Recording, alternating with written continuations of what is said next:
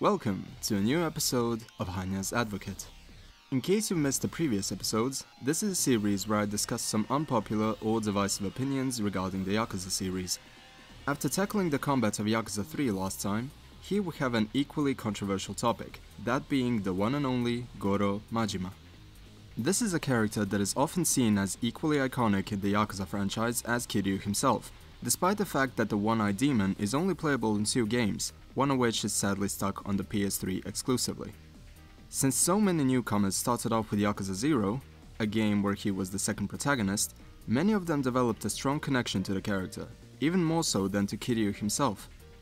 And this isn't even exclusive to the Western fanbase, since Majima was often voted as the fan-favorite character of the franchise in Japan, which ultimately led to his inclusion in Yakuza 0.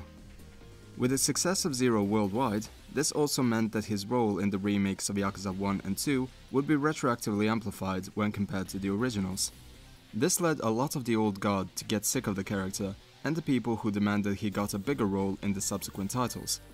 But is Majima really as overexposed or overrated as this group says? Well, yes and no. Much like anything revolving around Majima, nothing is quite simple. I should clarify that I myself am a huge Majima fan as well, but felt that his inclusions in the Kiwami games were a bit rough.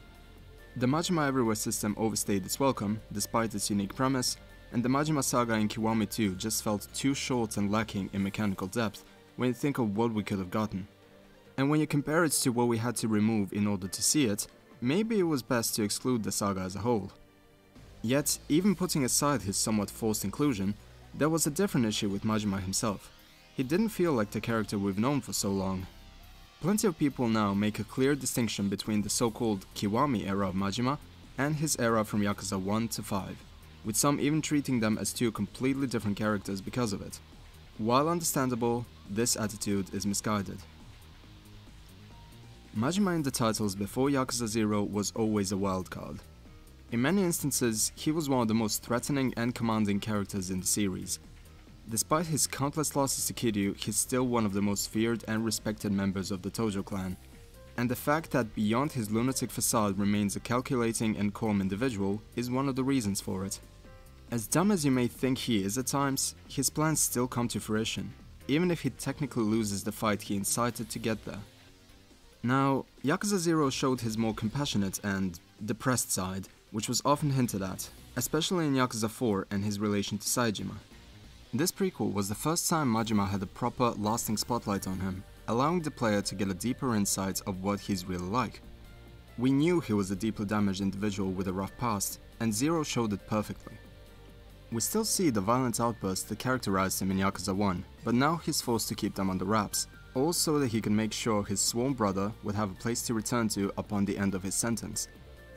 The most important thing to note is that while most of the fans assumed Majima would just break and go insane by the end of Yakuza 0, it was actually an intentional choice of his to finally let loose, as a result of the people he met during the 80s. And that decision alone feels like the most Majima thing you could do. Everything is done on your own terms, including your supposed breaking point. And despite this new mask that he had to carry, every side of his character that was shown in 0 also appears in the other titles, whether it be his bizarre humor, his compassionate side, or his out-of-the-box thinking. While many of the older guard may scoff at the implied romance between him and Makoto, you still need to consider that Majima had an involved personal life at times, as seen in Yakuza 5. Maybe the issue is Makoto herself, which is understandable since her character is all over the place. As a whole, the idea of her and Majima being in love always felt like something the fandom just accepted as canon, because the usually violent individual showed actual care for her. Ultimately, none of the romantic implications even matter, as Majima still would have left Makoto in the end, even if she genuinely confessed her love to him. He wanted her to be safe, by staying away from that violent lifestyle, like he did with Saejima in Yakuza 5 by expelling him from the Tojo. Hell, you could even make the argument that he looked out for Makoto because she reminded him of someone from his past. I'm not the first person to point out the similarities between Saejima and Lee Wenhai, but the same could even apply to Yasuko and Makoto. 2 innocent individuals who were kept in the dark to stay safe, but would eventually decide to get their hands dirty for the sake of their brother/father figures. Either way, it makes sense why he would go out of his way to protect her, because these character traits of his had already been established before Yakuza 0 was even planned. The events of the 4th and 5th game attest to it.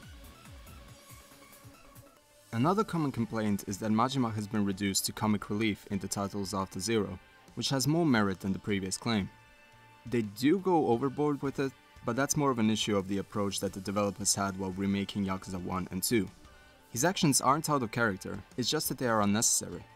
We're talking about a guy who just randomly started bashing his head against the table repeatedly to basically push a button. It's not too far-fetched that he would also hide in dumpsters to ambush an opponent. And even in Kiwami, there are times where the old somber Majima reappears, like when you meet him near the entrance to Purgatory while he's just relaxing with a cigarette. RGG Studios simply wanted to give us more of that character we all loved, but in doing so glossed over the fact that Majima became a fan favorite in part because he was used so scarcely. His screen time kept decreasing with each new mainline, but whenever he was on the screen, you knew it was gonna be a spectacle. He loves to steal the show. While his more frequent appearances are still fan service, they do make sense when taking into consideration the type of character we are dealing with. Ultimately, there's one more thing to be discussed. Okay, so there is this meme group I've frequented for quite some time, and the opinion on Majima as a whole is evenly split there. On one particular instance, a member posted this quote: "Majima is canonically the strongest character in the series." This was followed by some of the funniest arguments in the comment section that I've ever seen. Apparently, strength is subjective, at least in this case, as you could always make the argument that a specific character didn't go quote-unquote all out when fighting someone for whatever reason. This example made the Yakuza community look as ridiculous as the Dragon Ball community stating the infamous "but can you beat Goku?" It doesn't matter. Regardless of your personal feelings on a character, if you really want to discuss one's supposed physical strength, look at his win-loss ratio. It doesn't matter if you hold back, a loss is still a loss. But a character being strong doesn't suddenly make him good, even if the series has this much of an emphasis on fighting in it. This insistence on turning everything into a dick measuring contest, pardon my French, is just tedious in every fandom, because it will inevitably get heated.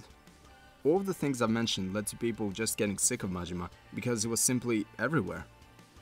Does that make him overrated? No, just overexposed. Mystique is usually a good thing, as is playing to your strengths. As for Majima, I think it's time we let him rest for a bit. Let the new cast take the spotlight. That way, when you get the chance to miss him, and the time feels right, his return will be as cherished as it deserves to be. Thank you for watching. This was a very difficult script to write, because you could genuinely talk about this guy and his impact on the community for hours. I'm sure one of the future episodes of Hannya's Advocate will once again be about him in some way, but we'll see what happens when the time comes. As for future uploads, I will keep you informed via the top comments of the latest video uploads on the channel, as I still don't have access to the community posts. Nevertheless, I hope you enjoyed this video. If there are any other topics you would like to see discussed on the channel, feel free to state them in the comments.